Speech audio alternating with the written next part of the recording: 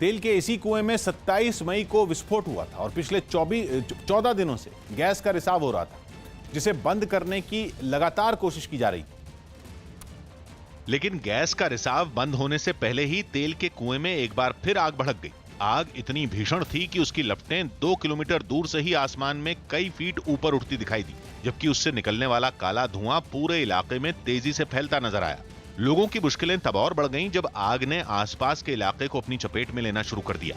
यही नहीं, तेजी से फैलती हुई आग कुछ मकानों के पास भी पहुंच गई, जिसके बाद मकानों में रहने वाले लोगों को निकालकर सुरक्षित जगहों पर भेज दिया गया।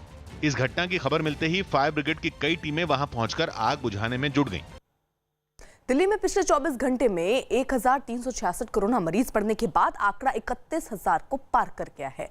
पिछले 24 घंटे में दिल्ली में कोरोना से 7 मरीजों की मौत हुई, जिसके बाद दिल्ली में कोरोना से मरने वालों की संख्या बढ़कर 905 हो गई है।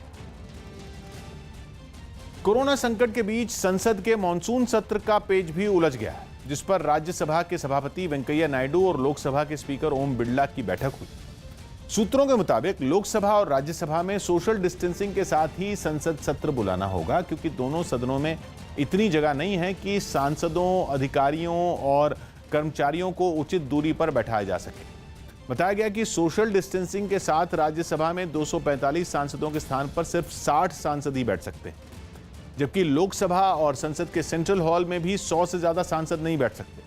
ऐसे में संसद भवन के नजदीक ही विज्ञान भवन में मॉनसून सत्र बुलाने पर भी विचार किया गया, लेकिन वहां भी लोकसभा के 545 और राज्यसभा के 245 सदस्यों के बैठने की जगह नहीं है।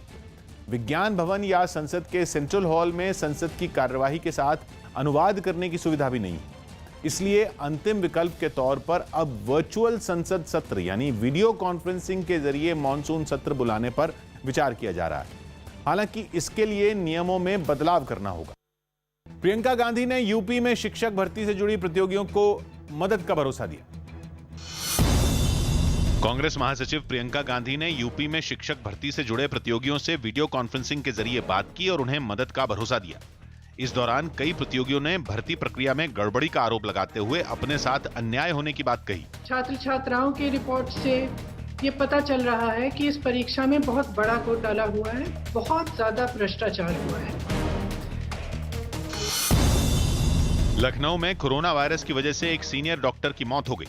अंबेडकर नगर के जिला अस्पताल में काम करने वाले डॉक्टर को कोरोना वायरस रिपोर्ट पॉजिटिव आने के बाद लखनऊ में भर्ती कराया गया था।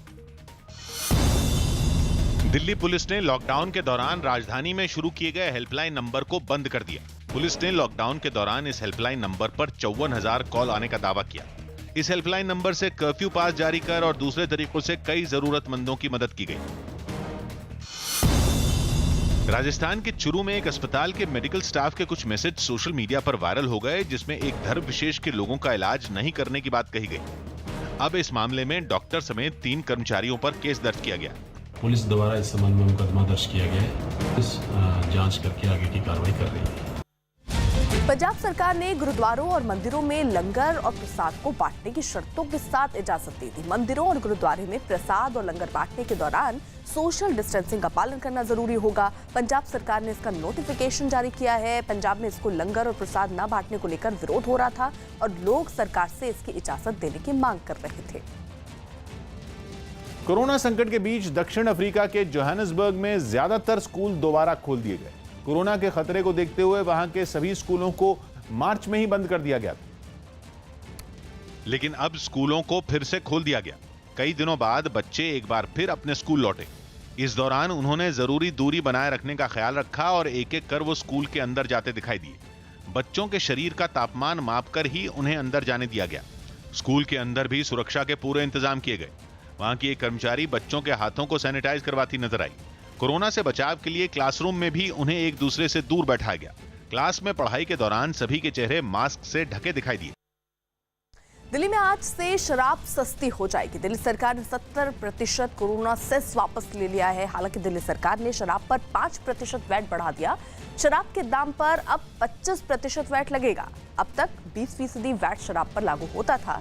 दिल्ली में बढ़ते कोरोना के बीच शराब की दुकानों को खोलने का फैसला लिया गया था और इस दौरान शराब की दुकानों पर भारी भीड़ देखी गई थी और इसे रोकने के लिए ही सरकार ने शराब के दामों में 70% कोरोना सेस लगा दिया था, जिसे अब हटा लिया गया है। अमेरिका की हार्वर्ड यूनिवर्सिटी के हार्वर्ड मेडिकल स्कूल की एक रिसर्च में दावा किया गया कि चीन में कोरोना वायरस फैलना अगस्त में ही शुरू हो गया था, जबकि चीन ने 31 दिसंबर को कोरोना वायरस के फैलने से जुड़ी जानकारी दुनिया को दी। हार्वर्ड मेडिकल स्कूल ने सैटेलाइट से ली गई कुछ तस्वीरों को इस दावे का आधार बनाया।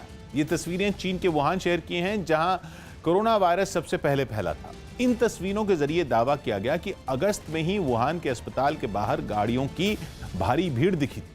इसलिए अनुमान यह लगाया गया कि अस्पतालों के बाहर यह भीड़ तेजी से फैल रहे कोरोना वायरस के कारण जमा हुई। हालांकि रिसर्च से जुड़े लोगों ने यह आशंका भी जताई कि शायद चीन को लोगों में फैल रही बीमारी का पता चलने में ही लंबा वक्त लग गया, क्योंकि कोरोना वायरस के लक्षण बहुत कुछ आमतौर पर होने वाले खांसी, जुकाम और बुखार जैसे ही हैं। दिल्ली की केजरीवाल सरकार ने सरकारी और प्राइवेट अस्पताल में बेड की स्थिति क्या है, इसकी जानकारी आम जनता को सीधे पता हो सके, इसके लिए दिल्ली सरकार ने एक आदेश जारी किया है। दिल्ली सरकार के आदेश के मुताबिक सरकारी और प्राइवेट अस्पतालों को मेन गेट पर एक बोर्ड लटकाना होगा, जिसमें इसकी जानकारी देनी होगी। पाकिस्तान की तरफ से हो रही फायरिंग और आतंकी गतिविधियों के बीच जम्मू कश्मीर के पुंछ में सीआरपीएफ के जवानों ने गश्त बढ़ा दी। पिछले कुछ दिनों से सुरक्षा बल की कार्रवाई से बौखलाए आतंकी लगातार कश्मीर के हालात बिगाड़ने की कोशिश में। और यही वजह है कि सीआरपीएफ के जवानों ने सभी भीड़ भाड़ वाले इलाकों में अपनी गश्त बढ़ा दी। शहर की सड़कों पर घूमती सुरक्षा बल की गाड़ियों पर भी जवान तैनात नजर आए। लॉकडाउन में रियायत मिलने के बाद बाजार में बढ़ी लोगों की भीड़ के बीच भी कई जवान दिखाई दिए। इससे पहले अधिकारियों ने भी सभी जवानों को जरूरी दिशा निर्देश देने के साथ ही सतर्क रहने को कहा। और हो सकता है कि पब्लिक के ऊपर भी हमला करे, इसके लिए हम लोगों को तैयार किया गया है और इसी के लिए पुलिस में हम लोगों को ड्यूटी लगाया गया। अधिकारियों ने इन जवानों को किसी भी आतंकी घटना के वक्त कोई लापरवाही नहीं बरतने के भी आदेश दिए। किसी प्रकार का नरमी न बरते, ड्यूटी सख्त से सख्त दे। लोगों के बीच तैनात रहने के दौरान सभी जवानों से कोरोना वायरस से बचने के लिए सभी नियमों का पालन करने और एक दूसरे से दूरी बनाए रखने की भी अपील की गई।